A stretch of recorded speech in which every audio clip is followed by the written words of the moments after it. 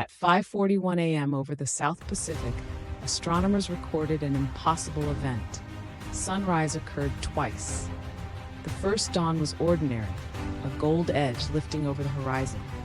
The second arrived 17 seconds later, colder, whiter, and geometrically casting shadows in directions no object should allow.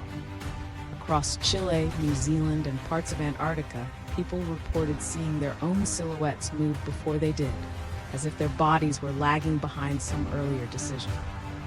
Weather satellites showed no flare, no reflection, no atmospheric lensing. Instead, they captured a disk behind the sun, perfectly centered, visible only in ultraviolet and in the oldest CCD sensors still running at forgotten observatories. Governments called it an optical anomaly.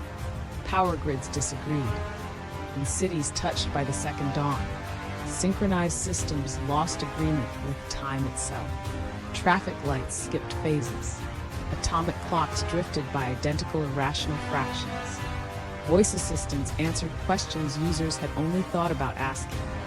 Hospitals saw stranger effects. Patients under anesthesia woke describing a bright coast where every person they had ever loved stood facing away from them. Children drew the same image worldwide without coordination. Two suns above a black ocean, and a staircase descending into the water. Then came the first measurable biological change. Plants exposed to the second light did not bend toward it. They folded shut, even at noon. Migratory birds broke formation and flew inland toward deserts, quarries, parking garages, anywhere without an open sky. Humanity realized with a terror older than language that something had risen alongside the sun, and life on Earth already recognized it. By day 3, scientists stopped asking what the second dawn was and started asking what it wanted. The light carried no heat, no radiation spike, no familiar particle signature. Yet every material exposed to it developed microscopic patterning, fine etched spirals too precise for weathering and too organic for crystallization. Glass, skin, whale bone, satellite panels, all marked by the same impossible geometry. Mathematicians found the spirals encoded prime gaps, translated into spatial intervals, as if the light were writing instructions into matter using number itself. Then memory began to fail in a very specific way. It did not erase the past. It edited ownership.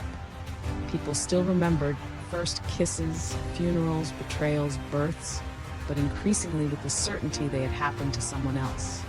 Families sat across breakfast tables describing the same vacation from mutually incompatible perspectives. Detectives found witnesses whose testimonies were accurate in detail and totally detached in identity.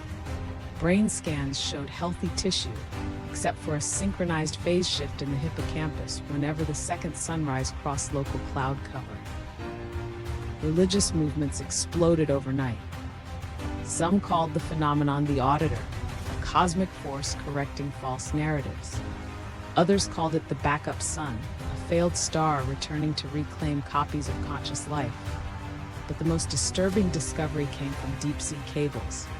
During every second dawn, encrypted noise surged through transoceanic lines in pulses matching human speech rhythms. Linguists slowed the signal and heard overlapping voices in dozens of languages repeating one sentence: "We are the lives you almost lived. Open the horizon." Nobody knew whether it was a warning, a plea, or an invasion request. The turning point came from a derelict telescope in Namibia, one built before software smoothing, before machine correction, before instruments learned to protect humans from ugly data. Its mirrors caught the second dawn without filtering, and for 11 seconds the world saw the source. It was not a star. It was a landscape. Behind the sun, folded into light on the shoreline under a bright white sky. Black water, stone steps descending into it. Millions of figures standing motionless at the edge, each facing Earth. Resolution improved frame by frame, and panic became intimate. The figures were not random. People recognized clothing, posture, scars. Some viewers identified dead parents. Some identified themselves, older, thinner, watching with the exhausted patience of survivors. Suicide hotlines crashed within minutes. So did stock markets, military command nets, and several national parliaments. Physicists proposed that the second dawn was not an object, but an intersection, a neighboring timeline whose star occupied the same coordinates, briefly exposing a version of Earth that had continued after some ancient divergence. But if it was another Earth, why did its ocean absorb light instead of reflecting it? Why did its people never wave? And why, when sound engineers transformed the telescope's electrical hum into audio, did the crowd produce a single synchronized inhalation? That night, no one slept under open windows. Across continents, people painted roofs black, sealed skylights, buried mirrors, and dragged mattresses into basements. The next morning, the second dawn rose again. This time, the figures had moved one step closer to the water, and every shadow on Earth leaned toward the sea. Phase 4 began when the copies started arriving, though arrival was the wrong word. They were found, not entering, but already present, standing in places no one remembered leaving empty. A woman opened a pantry and discovered herself inside, drenched in black seawater, whispering the date of next year's funeral. A train in Osaka reached its final station carrying 12 extra passengers, each matching someone still at home. In Lagos, a fisherman pulled a body from the surf that revived on deck and begged to know why the sun was yellow here. These doubles were not hostile. That made them worse. They were exhausted, salt-burned, and deeply familiar with everyone they met. They knew passwords never written down, private arguments, half-formed regrets. Most carried small injuries that had no cause in our world. Rope scars, pressure wounds, burns shaped like branching cracks. Interviews established the unbearable pattern. Their Earth had also seen the second dawn. They had also dismissed it, studied it, feared it. Then one morning their original sun failed to rise, and only the white one remained. The doubles claimed the shoreline was a waiting system. People who stood too long in the second light developed a pull toward open water. Eventually they walked in, not drowning but crossing. On the other side, memory stabilized, hunger faded, and time loosened. But identity became communal, permeable, impossible to own. They had come here because our Earth was still separate, still singular, still salvageable. Then one child asked her double the question every government feared. If your world crossed into ours, which version of me gets to stay? The double answered instantly, neither. You become the agreement between them. Humanity's last strategy was simple: blind the planet. Satellites unfurled reflective veils. Cities launched smoke, aerosols, and metallic dust into the upper atmosphere. Nations that would not share vaccines shared darkness. For 72 hours, skies dimmed, crops suffered, solar arrays died, temperatures dipped. But the second dawn still appeared, not above the cloud deck now, but within it, turning the atmosphere itself into a white membrane. You could close every curtain and still know exactly when it arrived. The light was no longer traveling through space. It was arriving through resemblance. Researchers finally understood the spirals etched into matter. They were not instructions for us. They were coordinates for overlap points, places where two histories could be made similar enough to merge.